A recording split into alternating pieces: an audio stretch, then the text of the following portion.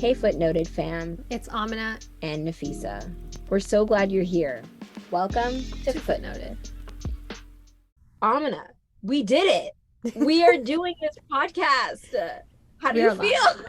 Um, We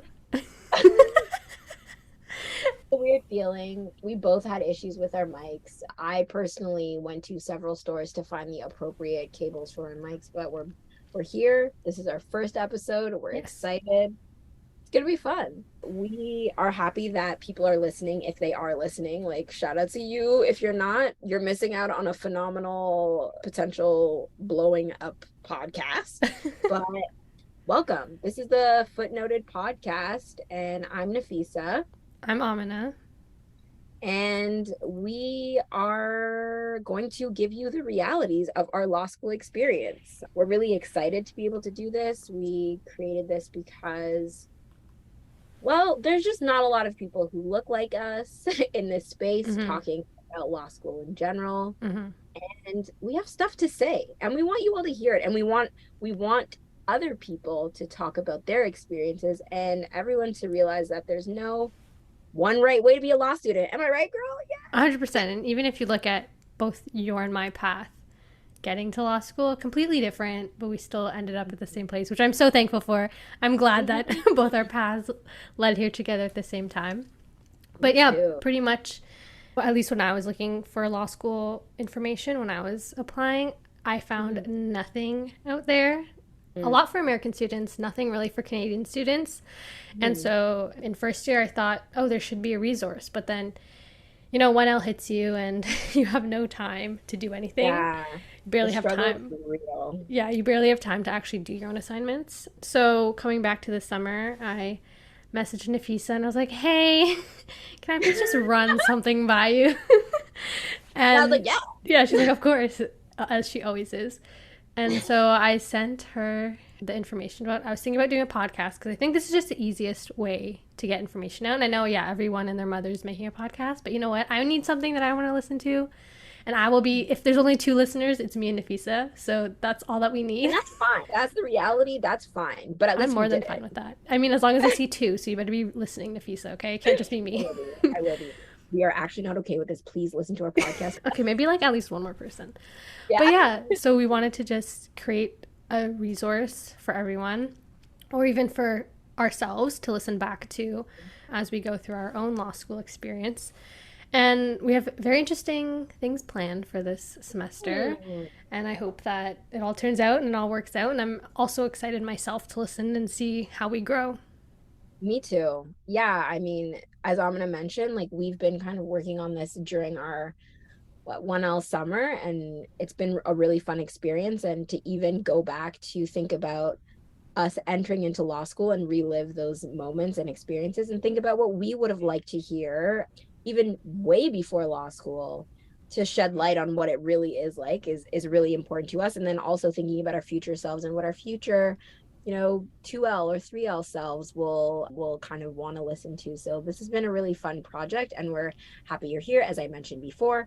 So you're here, meaning that you are interested in hearing about us. So maybe we could talk about a little bit about us and introduce you so you can get to know the Footnoted gals. I feel like I've already identified myself, but if I haven't, my name is Nafisa. And I was born and raised in Toronto. Wow. Wow. And I am incoming 2L, just like Amina. Yes. And I mean, my kind of experience into getting into law school was that I had always thought that I was going to go to law school, to be quite honest, which is very different from Amina's, which we'll discuss. I always thought I was going to go to law school. I just didn't know when. In my undergraduate degree, I studied legal studies, and I mean, it's legal studies, so you would think that your natural path would be to go to law school. But I ended up working for a few years. I worked for the government, working more in politics, and I really enjoyed myself. I really enjoyed doing the work that I was doing. I ended up kind of like in the private sector, then in nonprofit work. And then I kind of made the decision that it was probably time to take it to the next level and think about attending law school and think about taking the steps to do so. But I was absolutely terrified to do so. And I Same. had a lot of, yeah, right? Like it is terrifying. Like, y'all, listeners, whoever's out there, man, I am not going to lie to you and say that making a decision to do something like this is not terrifying. Mhm. Like it fully is. It is not easy. It is not easy. So, especially if you are afraid of failing. And that's what I was. I was really afraid of failing. And I'm lucky that I had really close friends who kind of knew low key about my goal and family members who were like, Nafisa, like, what are you doing? It's time. I had a really close friend of mine, girl, you know who you are, who literally told me, I am not talking to you until you sign up for the LSAT. And once you send me the receipt, I will begin talking to you again. That's a good friend. Like, yeah. And she did that. And I was like, all right, girl. So I did it. And that's kind of how I started. Well, I did it in terms of I signed up for the LSAT. Figuring out what the next steps were was a whole other thing. But I feel like I want to get Amina's perspective too, because her journey into law school was a little bit different from mine, and I think we both think that it's really important to highlight because there isn't one way Yeah. Oh, for sure. to be a law. Yeah. Yeah, so I guess I can walk through until my LSAT decision. Yeah. So I had very different from Nafisa. I did a undergrad in life Mhm. science, specifically at the University of Toronto, and I was in one of their co-op programs, and I chose that program because I had no idea what I wanted to do when I was applying to university. Mhm. And so I chose it and I said, cool, I like science. And then I did my co op term and I dropped it because it was not it for me. I was like, this is not the Yeah, direction I want to absolutely. go. Not the vibe. And so basically, I went through that degree and then I graduated in 2020 and I was supposed to go to an international sports competition at the end of August. So I still didn't have a plan for grad school or anything. And then, as we all know, the pandemic hit. And I had a lot of Mhm. time to decide what I wanted to do with my future. And so nothing really interested me as I was looking through graduate programs. And I never was a med student kind of person. That was never my Wait, goal. did you say what you studied? Did you say you studied immunology? I feel like you Oh, no, allude. no. I did, sorry, life science. I totally completely Okay. skimmed over that. But I did molecular biology, immunology, and disease, and neuroscience, What? double Yo, major, woman is a scholar. and then a minor in psych. I know, I was like, let me just do everything that's hard. Oh my God, you literally did the most, but okay. I know, it's like, oh, maybe this will help me. Yeah, what did I do with that? I'm no longer in science. But yeah, as I was looking through grad programs, nothing interested me to a point that I was like, yeah, this is what I want to practice. And research was fun, but it wasn't something I found myself wanting to do. And like I said, med school wasn't something that I saw myself doing. And my family's always talked to me about, hey, what about law school? I think that you would enjoy that. You'd enjoy the career path. And I always thought, oh, you need to have a poli sci undergrad to go to law school. So I Right. was like, how in the world would I do that?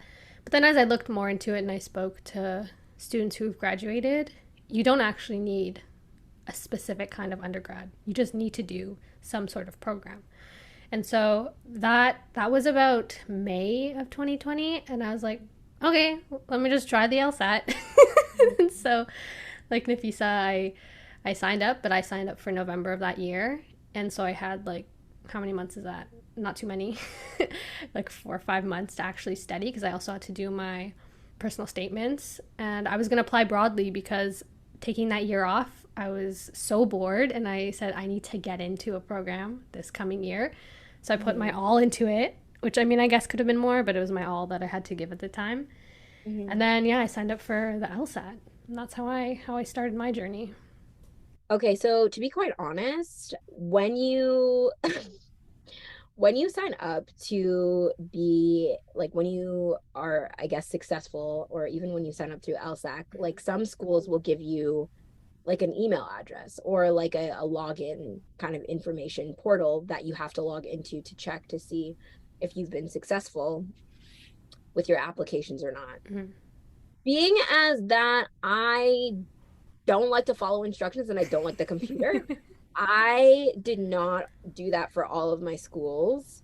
Oh. And the school that I'm currently going to was not the school that I had like my login credentials or even really knew that I was successful Mm-hmm. in applying until I got like a random email out of nowhere being like, can you please confirm like sending me links for awards that were expiring in 24 Oh hours. my And I was gosh. like, why am I getting links for awards that was, and then I realized that I had been successful and Wow. I was like, oh my God, this is so awesome. Holla, like I'm about to do That's this. so interesting. Um, yeah, I don't know whether it was like it expired in 24 hours. I just was getting like emails, Mm-hmm. like it appeared as though it was imminent. Like, Oh. hey, like here are the scholarships that are available. Like you should probably apply for this since it's closing in like a Yeah. few weeks or whatever. And that's how I found out that I was going to the current university that I'm at Wow. because I feel like I blocked it out of my mind. I was like, whatever, like, it's fine. And when I found out, I was really happy. Well, of course. I Really cried. happy. I literally cried when I found Yeah, out. I was super happy. I don't know why it was like a mix of shock. Yeah. I was shocked, but Yeah. I not because I didn't have the credentials or I didn't work hard, but I don't know, you work so hard for so Mm-hmm. long and you have a dream and a goal and then you achieve it and you're like, "Oh my gosh, I think it's like this out of body experience Yeah. where you're looking at yourself like, "Oh my God, I actually am capable of whatever Yeah. whatever I want if I want to do it and if it's like right for me, if it's destined for me, it'll happen." So yeah, I mean, I was really excited. My grandma, who had been literally asking me when I was going to go to law school for like really a million years, was so amped. And my mom was excited, and my dad just looked at me and was like, obviously, you got in. That's what we Oh. planned for. And Oh. I was like, actually, girl, I was like, what? Sir, I've been toiling. Like, why are you not excited? He was like, I don't know. It's just like regular. And I'm like, He's like, now go get some milk for us, please. like honestly, he probably would have said that, but no, he was just kind of like, yeah, like of course you got in, which is nice. It is nice. Mm-hmm. At least he wasn't shocked as I was, which means that he probably has more faith in my abilities. But yeah, it was a good time. What about you? Yeah, well, mine was kind of similar to yours. I mean, we'll talk about our LSAT experience another time. But basically, what happened was I was checking my LSAT score for when I wrote it twice. So the second time I wrote it, and I couldn't find it on the LSAC website. So I was like, okay, let me see if it's on OLSAS because they say by 9 a.m. I think that they'll post it. Mm-hmm. So then I went on to OLSAS, which is the application portal, Mm-hmm. and I go clicking to LSAT, and I don't think this is slightly blurry of the order of events, but I don't remember seeing the LSAT score there. And there's a tab that says offers and admission, I think. And for some reason, I clicked it, and then at our school, it said offer, admission offer, or something along those lines. And I was like, what? Because I was Right? expecting my LSAT score. And my mom was sitting in the kitchen. I was just in the family room on the table, and I thought it was a joke. And I looked at my computer, I clicked it, and it said, congratulations, we want to welcome you to the class of 2024. I literally said, I was like, I got in, and I just started crying because it's all these Oh, emotions of like, it's are you so good many things. enough? Are your scores good enough? Because you hear so 100%. many things from so many different Oh people. yeah. And so the Yeah. entire time you're just, okay, did I make it? Did I make it? And I had no idea when I was going to hear back. I assumed May. Mhm. Because again, I didn't know Yeah. too much about the process. My thing was, Me okay, let's try. neither. Let's just see what happens. So I was expecting, okay, Yeah. May. And this was February. And so it turns Mm-hmm. out I got the offer the day before I checked my LSAT score. It's just, I didn't get an email or anything. So I don't know Interesting. because my offer letter was dated the day before. So when I checked it, and I thought it was, I honestly thought it was a mistake. I kept checking every hour to Yeah, see once I if got that confirmation letter, I downloaded that PDF. I was like, same. my name better be on it. Like, I was literally like, is this a mistake? Yeah. Which is so bad. It's No, so bad. same here. But But the like, thing that's is, how I felt. I don't know if a lot of people know this, is that same year there was a certain law school that was rescinding offers on the West Coast. Did you know about this? No, girls. Oh, They accepted too many people apparently, and so if you didn't accept by a certain day, I think they started rescinding the offers and saying you have a seat the next year. But I found out there's people who I didn't know, but I saw the discussion, and some of these people already left their job. They already signed leases for that year. They were already moving because this was around August. And so oh, people were in that position, and that happened somewhere, I think Michigan or northern United States. And oh, everyone was like, how could that that happen? literally is my fear. Yeah. And so that's why I had that emotion of, is this Right. fake? Is this real? Like, what is this? So, so then I got my acceptance. We called my family, and then I literally the entire day I was laying on my bed because I didn't know how to process the emotions, and I was playing Mm. "Good Days" by SZA the entire day because that Which is was my a mood. tune. And I was like, That wow, I song is did it. phenomenal. Yeah, and it was just again, I think I didn't really process it until I got to law school, and I realized, oh yeah, you're here, but Yeah. yeah, it was a whole lot of emotions. Yeah, I mean, I can imagine. I honestly it's so bad that we both felt the shock and like Mm-hmm. the almost like delayed gratification and Yeah. cautious optimism Yeah. because, and I think that it harkens back to why we created this podcast. Like it Yes. often feels as though like law school is meant for a certain type of Mm-hmm. individual, traditionally 100%. white, traditionally male. Mm-hmm. And traditionally studying some sort of artistic deep topic that might not be in alignment with what you're studying. Mm-hmm. Like there just seems like there's so many gates to be kept with who can be accepted to law school and how to excel at law school, etc. Yeah. And so, and it just seems like such a prestigious field that Mm-hmm. even we were like shocked that we were going to be embarking on this journey, even Mm-hmm. though we both consciously made the effort, paid Yeah. the Oh fees. my Bro, we'll goodness. talk about the fees later. But like, paid the fees, wrote the tests, stayed up countless hours. Yep. For me, I was working full time, I don't know and how you did that. Oh my I goodness. honestly I don't know either. But like, it's not a sustained thing that I Mm-hmm. did. But like, we worked hard. All this to say that we worked hard Yes. and in different ways and you know in different ways we kind of came to the same conclusion, but like, yeah, it's such a weird feeling and it's a happy feeling, but the hardest part is staying. I mean, I think Getting it simple. I remember when I was looking back at when I got in and I came to campus, I was like, why was I Mhm. worried? Because like I thought that I was like, oh, in law school, everyone is super serious and like type A, and so that's what I was Yeah, imagining. And I'm very much not type A, and I very much just like to have fun and be casual. But obviously, you put priority on your studies. But of course. I was worried a little bit about, oh, is everyone just study or very very intense? And that's kind of the person Mhm. I thought that law school was for. So when I went in, I was shocked. Everyone was very similar. Everyone was having fun, talking, hanging out, Mhm. going out, doing whatever. And so I was like, why was I worried that I wouldn't fit in, that I wasn't the right person? And it isn't Mhm. until you either go and get in or you just talk to someone. And Yeah. you should just talk to anyone. It doesn't matter what school they go to if you think there's a certain Mhm. prestige or not. Just talk to anyone. Everyone that I know who's at different law schools, we're all having the same experience with the Mhm. social aspect and with wondering, oh, I don't even know how I got in, but knowing, yes, you belong here. And all these people, your application went through all these people to make Yep. sure that you were right for the school. And so you do belong there. And it is the right Mhm. choice. Mhm. So, yeah.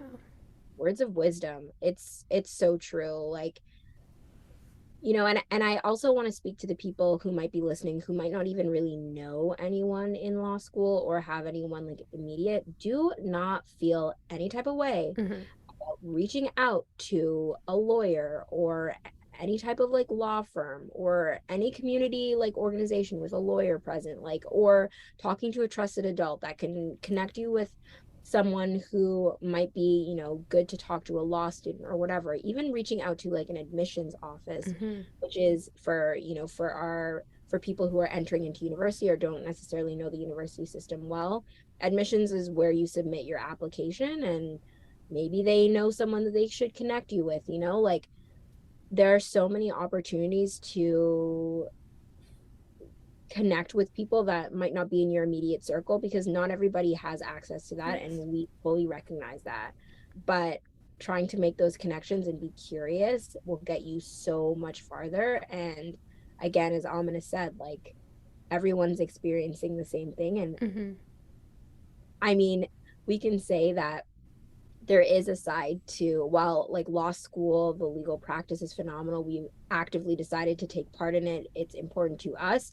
We can also be critical about the fact that it is like a traditionally gate kept field, and there Yes. is there is a little bit of, it can be daunting if you if you're the first one in your family to do so, if you haven't seen people who look like you that are around. But trust me, cultivating that, that knowledge of like literally everyone is faking it. So like, let me just ask the question. Just 100%. ask the question. And this will transcend when you're in law school, prior to law Yeah. school, in your life, like, Yeah. so. No, and to your point of faking it, I worked with lawyers and Mhm. I'd ask them questions and they literally, I kid you not, told me, yeah, half the time I don't know what I'm doing. And I was like, what? You're a lawyer. But that's the thing is that they're also constantly learning. So everyone, Exactly. in order to learn, you have to make mistakes and you have to just kind of sometimes take guesses and take chances. And I Mhm. mean, we'll talk about more of this when we talk about our first experience with assignments as well. Mhm. But if Ooh, that's a juicy one, y'all. oh, 100%. Oh my goodness. But yeah, so it's even if you don't have resources, even if you don't have anything, it's like honestly the statement fake it till you make it. Like that is what's carrying the entire world. I kid you not. I kid you not. 100%. 100%. Like, there may or may not be some technical classes that people may or may not take to learn some basic skills. Yeah. But like for the most part, we're all trying our best and don't feel intimidated. I certainly did. I certainly have. I certainly do. Mhm. But it's constant work to at least like connect with other people who are not going to make you feel weird about it Yeah. and people who like recognize it. And I think increasingly as we have more conversations about diversity, belonging, inclusion, Mhm. like within various spaces that have, for some people came to light after 2020, but Yeah. for most of us has been, part of our repertoire, our understanding on our lens on the world, that increasingly people are recognizing that like we need to be having these conversations and to open up the floor for voices that have traditionally not been valued. So if you're, if for me, this podcast was really important to make because I think about like my younger self and I think about what I would have loved to see and what I would have loved to hear from someone who looked like me and who Mhm. was like this process. And if there are any younger listeners out there, if there are any people who are even, mature and are thinking about going back to school or even starting their undergrad, like let this be a testament that like you can do it Yes. and reach out to people to ask for help if you need it. Mhm. Thank you. No, I 100% agree. Like I said before, when I was looking for resources, I still also tried to look for people who look like me, but Mm, there's not a lot of BIPOC no, people out there who are no. in the legal field, which is very unfortunate. And I've even In spoken Canada. in Canada, yeah, in Canada, in the world, pretty much in Yeah, general. yeah, yeah, yeah, yeah. And yeah, there are these like diversity programs and stuff that will kind of help that, but it's still not perfect. And so Mhm, I think at least even if this is something small, this is something that I want to be able to look back at and be like, yes, this was a resource that I wish I mhm, had. And hopefully, even mhm. if it's just one person that listens and this Yeah. helps, and that's more than enough. Yeah, I agree. And like even in addition to like having lived experiences and having several different intersectionality, like we also are, as you mentioned before, I'm gonna like they're the typical law student is like supposed to be A type, but like everyone Mm-hmm. is, you know, has multiple facets and like Yes. we love humor and we love Mm-hmm. making fun of like the scenario and like also being like critical of the scenario. And so like you can, this can also be a space for you to like listen to and understand that like you're gonna get real content that's gonna be Yeah. honest about the experiences from the way we are experiencing it. Mm-hmm. And that's clear, like we are experiencing law school through our own lens and that is just the way we are experiencing it and we're not discrediting any other experiences, Yes. but it is important for us to talk about our Yeah. experience. And that's also one main reason of why we're trying to have multiple guests from different law Mm-hmm. schools or different levels in their career because we do Mm-hmm. recognize, yeah, we don't know, like we just finished 1L and honestly we still Mm-hmm. know nothing as we're going Nothing. into the legal I know career. nothing. So we hope that that will also be a huge help. And yeah, I think to end off on a fun note, I kind of want to talk about how Nafisa and I met because we actually Mm-hmm. only met pretty recently. I mean, I think we Mm-hmm. virtually met, but more like virtually me seeing Nafisa's face on Zoom because my camera was always off.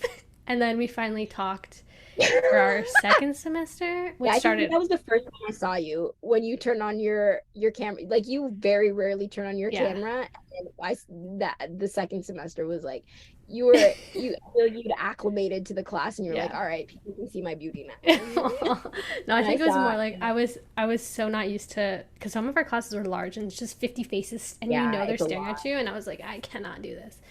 But I think talking to you, Nafisa, honestly, from our first text exchange is what made me like, oh, people do kind of know who I am, and I'm more comfortable that way.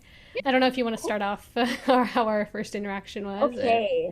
Well, to be quite honest, I mean, being a COVID student, a Zoom law student, presented its own challenges. yeah, There was a oh, lot going on. And it's like, aside from the political ramifications, like we were dealing with a global pandemic. Everyone was absolutely terrified, and mm-hmm. so many things were happening around us, and including how to keep us safe during, our academic or law school career, rather. And there were a lot of questions looming, especially as people were getting vaccinated. Before, when there were no vaccinations, it was pretty clear that people weren't gathering in large Yeah, groups. But as vaccines started to roll out, things started to get lifted, and I guess things that no longer were virtual in the academic world were slowly being coming back into person. yeah, So we had a town hall that was hosted by our school where students could come together and voice their concerns. And honestly, meeting you aside, one of the highlights of my experiences of law school is how amazing and intelligent all of my colleagues are. yes, Like, it is a whole other different beast to get together for a town hall. It is not your typical undergraduate town hall. Like, everyone is very opinionated and yeah. knows how to word their arguments in beautiful ways, and it is just like so great to hear the analysis. So I was just having a blast at this town hall, and I mean, we rarely got to meet, maybe in some like groups here and there, but I was blown away by the poignant question when I was asking our administration, and the like very the amazing analysis that you were giving, especially when we got responses that were not in alignment with the core question. Mm-hmm. And I just sent her a text message. I'm like, honestly, the questions that you're asking right now are so great. I love that you're asking this. Like, just I was hyping her up. I was Mm-hmm. her WhatsApp hype woman. I was like, yes, Amna, like just ask this question because that's great. And I honestly didn't have the chutzpah to be like, this is problematic and we are all going to get sick, which is what I wanted to say. Mm-hmm. And yeah, I feel like from there we just kind of had these hilarious text exchanges because I am extra and I Yeah. love to make jokes via WhatsApp. No, Nafisa is honestly the funniest person I've met at law school. Like every time I talk to her or text her, I'm laughing on the floor. Like it's so much fun, and I always enjoy it. And I just start updating her about random parts of my life, and she still makes me laugh at like the most random things. So it's great, and I'm so thankful that you reached out because I remember reading the text and I had no idea who it was because we have a huge group chat from our section. So I was like scrolling in the section, I'm like, who is texting me? I was trying to Who match the is numbers, this? and I was like, oh, Yeah. Nafisa. I know her because I've seen you talk on Zoom. Yeah. Then I messaged back, and then I think what really solidified and made me be like, yes, Nafisa is going to be my friend. We were in a property class, and everyone was kind of just like getting up, and they all like go out. And I didn't know too many people because I was online for first semester. And so everyone was like making their plans, whatever. And I was like, oh, okay, like I think I'll just go home. And then Nafisa's like, hey, I'm going for a walk. Do you want to come? And I literally in that moment, I was like, oh my, like as if that was like the best thing I've ever heard in my life. And I was like, she is the sweetest person I've heard in my entire life. She invited me to go on a walk. And I was like, yes, I'm please, can getting I my come with you? steps in. Yes. And I had Especially a with a walk. friend. Yeah, and I walked with you and one of our other friends, and I had so much fun, even though it was freezing. I had so It much was fun fun. just walking. Like, we laughed a lot. We had very serious conversations. And it was just like that moment, I was like, yep, nope, sorry, Nafisa, you are now my friend forever. Like, you asked me to walk, and we are now walking forever. And I've just only had a great time with you, and you were the perfect person Yeah. when I kind of came back to this idea and really thought about, okay, how do I want to go about this, knowing what I know from 1L.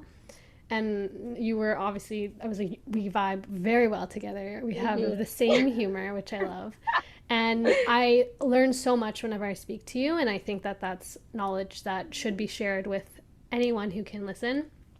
And so I'm so That's glad that you were able to do this with me. And I look forward to the I'm next coming months, years, who knows how long, hopefully a long time. gonna cry. Oh. That's so sweet. It's so sweet. I have such a great time speaking to Amina. You guys are gonna have a phenomenal time listening to her and I Yes. throughout these episodes. But we want to share this with you because we really care about this content and we care about each other and we care Mm-hmm. about our future, our the future lawyers and what our generation is going to do to frame the legal, I guess, context for everyone Yeah. moving forward. And it's really great that we can create this opportunity to voice whatever our concerns are or our triumphs and be able to do so with love and humor and Yeah. honesty with you all and friendship. Yes. The Friendship, best. The the best. best, the best.